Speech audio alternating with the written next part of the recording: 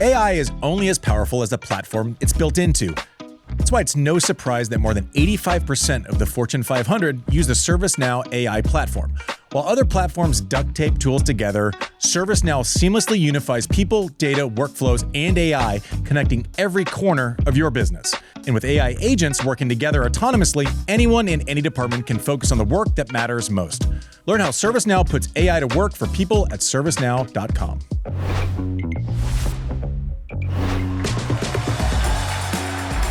Hey everyone, welcome to Quick Serve, brought to you by ServiceNow, Day 9 recap. Sean, nice of you to wake up, buddy. Yeah. We've been here waiting. A little oversleepy, Shawnee? Yeah. A little I still oversleepy? got some eye crusties, I think. Yeah, tell us more about your rest while we were waiting for you to come on. Yeah, I accidentally set my alarm for 7 p.m., not 7 a.m. That's a rookie mistake. It's good. We were just, Mike, what were you doing while you were waiting for Sean? It gave me a little bit more time to finish making breakfast for my human alarm clocks, known as children. Yeah. That don't let me sleep past their biological requirement to wake up at 7. Good. Well, Sean, I'm glad the kids, there's no kids there to wake you up. I'm glad you got your rest, man. You look beautiful. I appreciate it. Don't know what to say. No wonder you're able to stay up late and be in the Substack chat with the Chuckers. Yeah, I mean that married no kids life. He's gonna get off of this show and he's gonna go eat like a bag of cheesy poofs. Like it's just gonna be great. It's gonna be amazing. Oh man! Hey, you know what? I had fun last night. Well, it was a sub. What did we do? I was responding to stuff. I was chatting. Felt like AOL in like 1999. I was just chatting with people. Chit-chatting. Yeah. Yeah, when you logged into our Substack, Sean had set you up.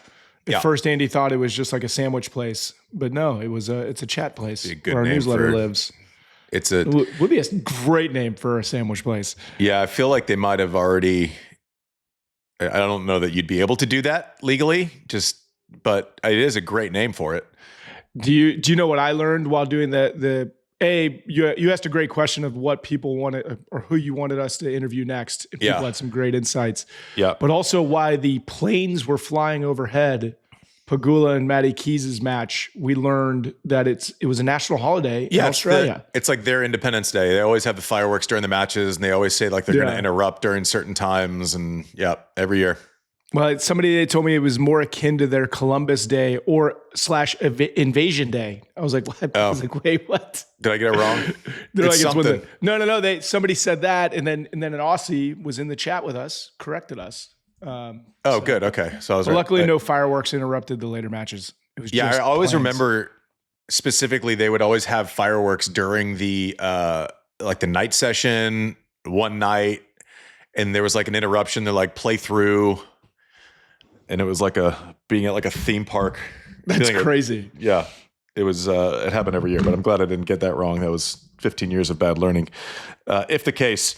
All right, so we'll get into the matches. The nice thing about getting later on in the tournament is that we can actually spend a little bit of time digesting and looking forward, not just racing through 87,000 results. Pegula over Keys. Pretty straightforward, 3 and 4. It looked like just from the word go. I think these two probably know each other well enough to where it's not about like figuring out a game plan. It's about executing it, right? And for Jess, it's obviously she needs to see the return, right? And then once she gets neutral, I think it's just a matter of not letting Maddie get set, to kind of unleash that forehand, which is like her version of an uppercut. But Jess looked like she was settled into the rallies. It looked like she was getting the patterns that she wanted. And she's sneaky been rolling people this tournament, kind of while it's similar to like, Iga has maybe been undersold in this tournament. Coco has been a little bit undersold in this tournament. Pegula has been a little bit undersold in this tournament. It feels like the Sabalenka has been taking up a lot of air. Jovic has obviously been taking up a lot of air. Osaka took up maybe all the air in the first week, but I thought Pegula looked great. Like she's in it to win it.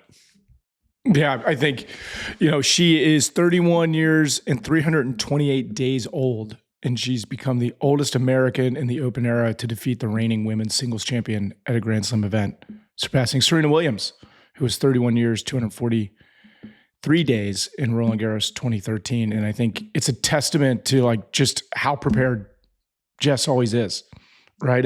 My wife and I were watching the match last night, and she was like, Jess looks like jacked. She looks like she's in fantastic shape.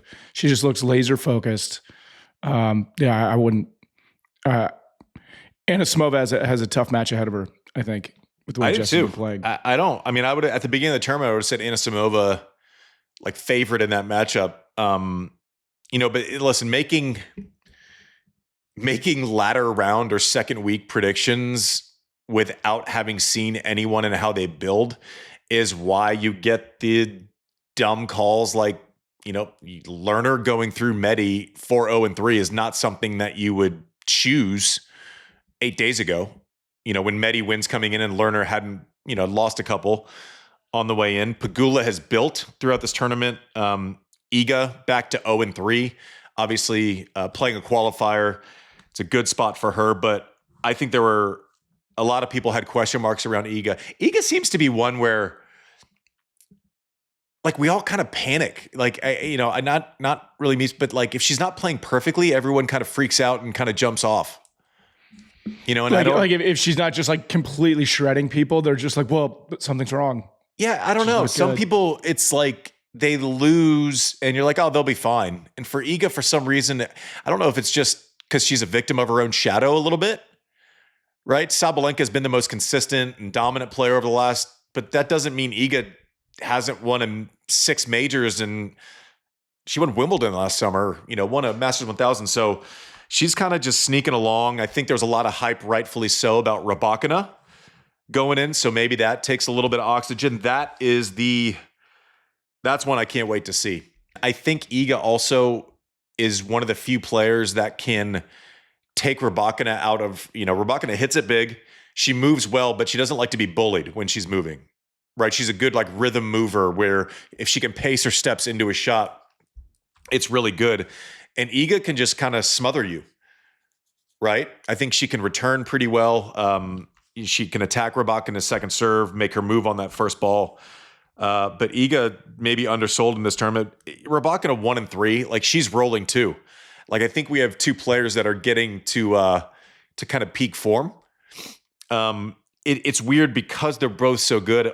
The quarters almost feels really early for this matchup. You know what I'm saying? It feels like a very big. It's not like a Sabalenka Jovic where it's like, okay, this is a quarterfinal of someone coming up and someone who's kind of holding the keys to the kingdom. Coco and Svitolina kind of feels like a quarterfinal. Rybakina and Iga, 2 slam winners, Iga 2 in the world, Rybakina winning last at World Tour finals and building up. So it feels like it feels big for a quarterfinal. The Anisimova Pegula, I think, is a coin flip at this point. There's a lot of popcorn in the women's quarterfinals. I mean, Sabalenka Jovic, I think, I don't know. Like it's, I mean, Sabalenka's obviously the favorite. She always is. I'm curious to see how Jovic starts. I don't think if she gets her feet into this match, she's playing that well. I mean, is that crazy for me to say? I mean, no. I mean, I think honestly, where's the expectation lie? Right, the expectation is for Sabalenka to roll through her, and she has no expectation. That's almost more dangerous to me, right? I don't know. Get in and play your game, because what other choice do you have? Yeah, I think we're projecting that no expectation though. I think you hear Jovic talk, and she's like, I'm not playing crazy well. I'm just executing. She's like, I'm kind of good in a very not arrogant way. She goes, I don't feel like I'm playing over my skis. Novak has been giving her advice, which I think is cool. If you talk about someone figuring out how to develop and win and, bleed opponents, that's a pretty good source for advice. Maybe just keep it there. But I mean, the feedback I'm getting is, but she's like, I don't feel surprised by this. And I don't feel like I'm playing over my head. I feel like this is sustainable. It looks sustainable. It doesn't look like she's taking crazy risks. So I can't wait to see the first 20 or 25 minutes of that match. Sabalenka, if you're Sabalenka, I think you want to get off to a good start and at least put her in a position where she's going, okay, I'm a little shell shocked in this matchup. Let's flip to Shelton. I think looked great against Casper, dropped the first set. Ben's doing a really good job. One, the backhand's way better. It's never going to be something where it's like a Zverev or a Sinner type backhand. He kind of comes under it and maybe shoves it a little bit more, and I can relate because that's what I did. But he's controlling the flight through the middle. He's able to hit it cross. He can go after it under the gun, but he's also using the chip to shift the pattern a little bit, right? So he's hitting that inside-out line chip, which gets everything going back to his forehand, and then he's doing a good job distributing. He just gets better kind of all the time. And if we think back through his runs at majors, he's kind of getting to this spot every time he's healthy and not on clay. Right? Last year, semis here, French Open happens, quarters, Wimbledon, Australia, Wimbledon, both to Sinner. Was ramping up for a great run in New York and got hurt, but he's kind of always at the back end of slams now. Right, that's consistency, and I think that's progress. The problem is the matchup with Sinner has been by far his most difficult matchup. Right, Sinner plays lefty well. He's able to pin him in that back end corner. That's the strategy for Sinner is pretty simple. Let's make Ben Shelton beat me with his backhand. I don't know that the points get extended. I don't know that you're going to get like this Spizzirri thing where you can affect him physically. You know, Ben's serve is great, but also it makes the point shorter a lot of the times. So you have to favor Sinner in that match just because it's like the Fed match was rough for me. Like I went in, no matter how well I was playing, I knew the matchup was waiting for me. I feel like it's that way with Sinner. Yeah, take it, Sean. So you say that Sinner's plan is pretty clear, you know, make Ben beat him with his backhand. How does Ben then, what's his strategy to avoid that? Like, what does he have to do to kind of get the ball away from there? He has to, easier said than done, because everything I'm about to tell you has to be done off of the pace that Sinner creates. So it's not a matter of, oh, I can just hit it here or there. You're reacting to something that's coming at you, and he's having your decision-making time all the time. Non-negotiable for Ben, has to serve well. Like if you give Sinner enough looks, even Ben's serve where it's like, you know, people say it's like trying to return a bouncy ball from like a vending machine. He has to serve 60% or higher. He has to be getting cheapies off of his first serve. You know, I like Ben coming in off some second serves. I think the confuse and conquer method where Sinner doesn't quite know the level of psychosis with which Ben is going to play. Once they get into that neutral rally, Sinner can redistribute and switch directions better than Ben can at this point in his career. You know, I've talked to Brian Shelton over the years. He'll check in a couple times a year and he's just like, what are you seeing? And a lot of it was how to use that chip to get your pattern. That's tough against Sinner, but once he gets it, so let's say he chips line and Sinner rips a backhand cross, Ben has to hit that next one with emphasis. You know, even if it's back cross court, he has to kind of, once he makes his move, he has to do it with clarity. I think if he slows the ball down at all, then all of a sudden he's, you know, shoveling off of his back foot or his outside right foot on that backhand side, which hasn't been good for him in this matchup traditionally. So yeah, I mean, this is a rematch of last year. I mean, they faced off in the AO 6-2-2 in the semis. Yep. And then, I mean, it's little exactly things what you're saying, right? He served 59% first serves. Yeah. You know, only first serve points one was 57% versus, you know, Sinner was 75. Yeah. And it's little things. Like I remember watching that match last year and I remember I was texting with Eubanks during it. He didn't make hardly any first serves in the breaker. So therefore it bleeds a little bit. The second serve was going straight to spots. You know, on the deuce side, you want to see the one where it starts in Sinner's backhand and then kicks into his forehand. Like little things like that, where when that does that, it's hard to take a full cut and square it up.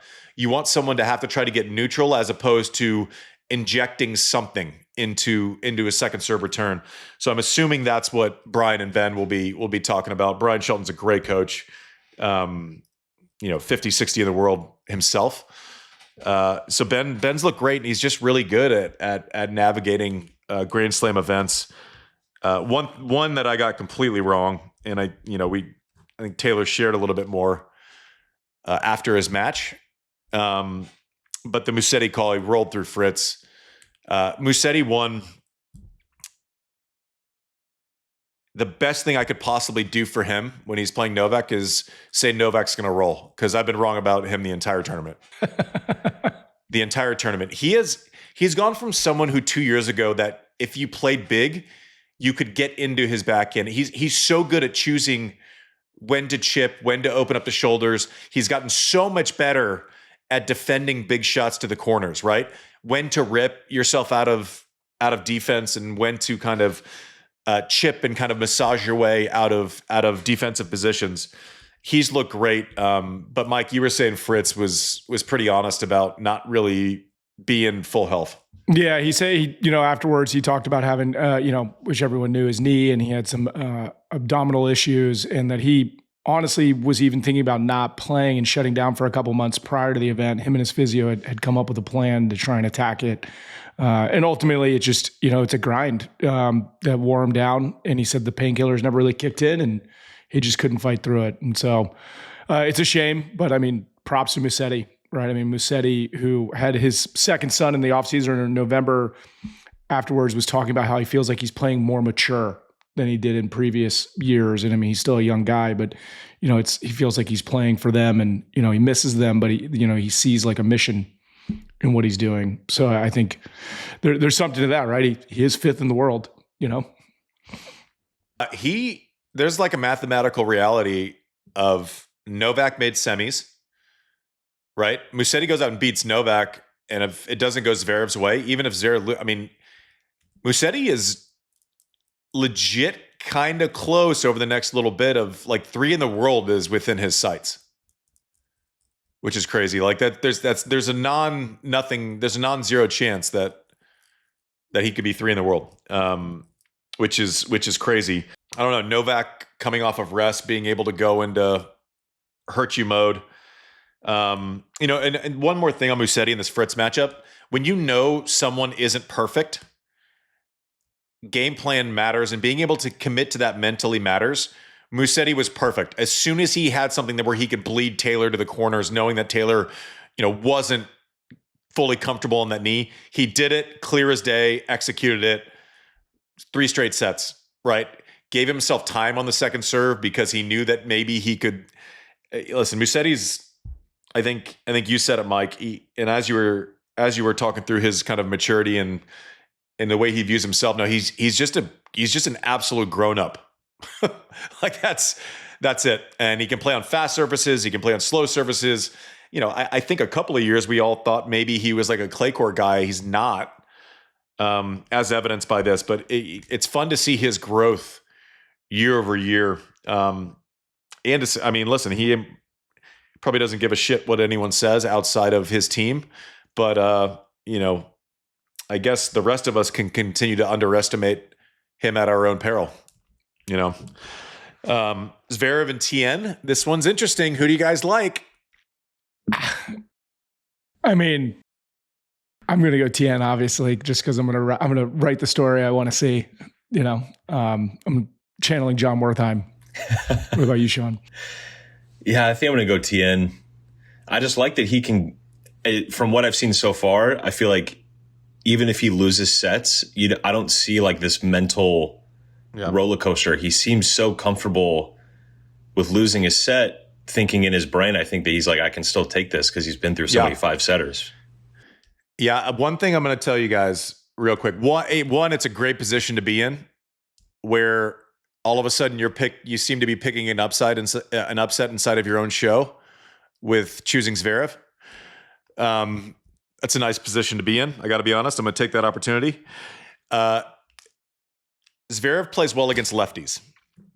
The lefty slice serve, which is stressful for most of us, goes into his strength, right? So it's not as if serving him middle, he's actually going to be able to do what he wants. He's going to be able to drift back on that first and that second serve and kind of do what he likes to do, which is kind of unleash that backhand from depths of the court.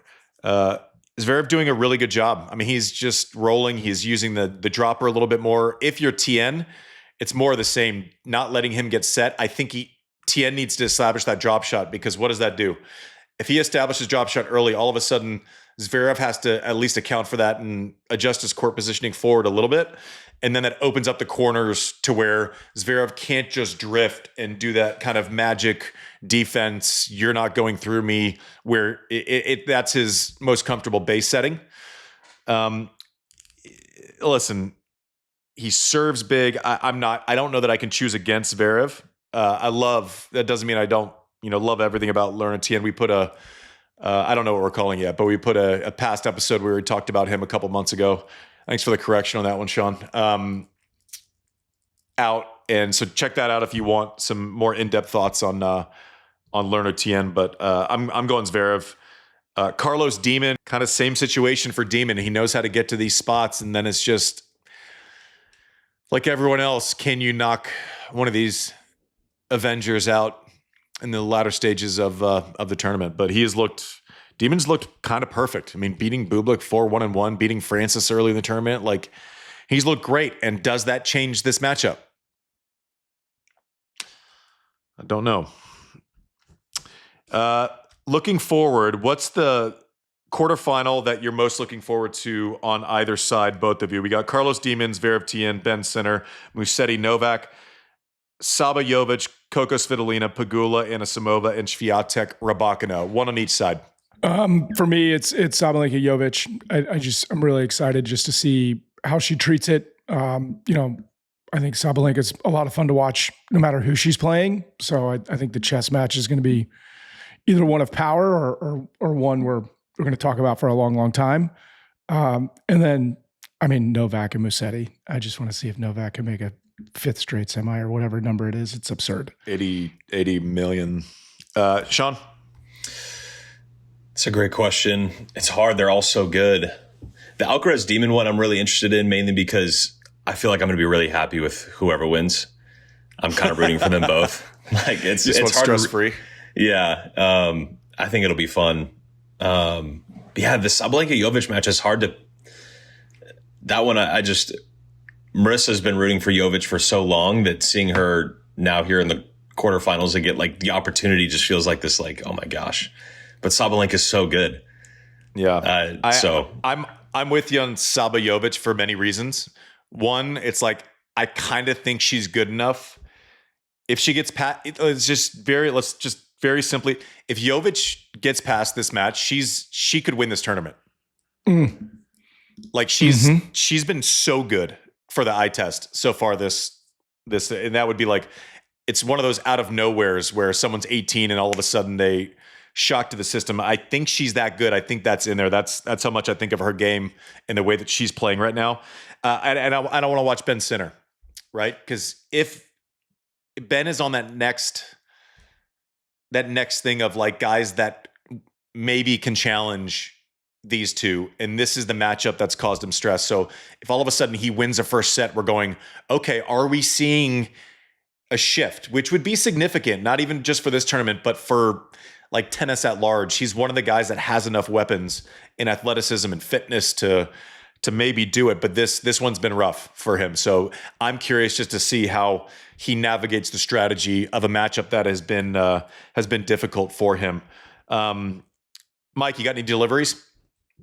Ooh, time for perfect delivery? I don't know. You tell me. It's your thing. I've just been waiting for you. We actually have two. Killing time. Get to it. We have two. We have first a fun one from Maddie Inglis, the qualifier who just fell to Iga. But afterwards, she was asked in the press conference about what she was going to do with her record earnings, which she won roughly around $400,000, a little bit less than that in US dollars, a little bit more than that in Australian cash. But she had this to say about her plans with her earnings. I'll definitely use a lot of it to invest back into my tennis and, have some people on the road with me to support me and make, some weeks a bit easier with, family or friends. Because it's a long year. So, do that for sure. I love shopping, so I'm sure I'll buy something nice. I've wanted a Smeg toaster for so long, but I just was like, no, you can't do that. So I think that's going to be my treat, and maybe the kettle too.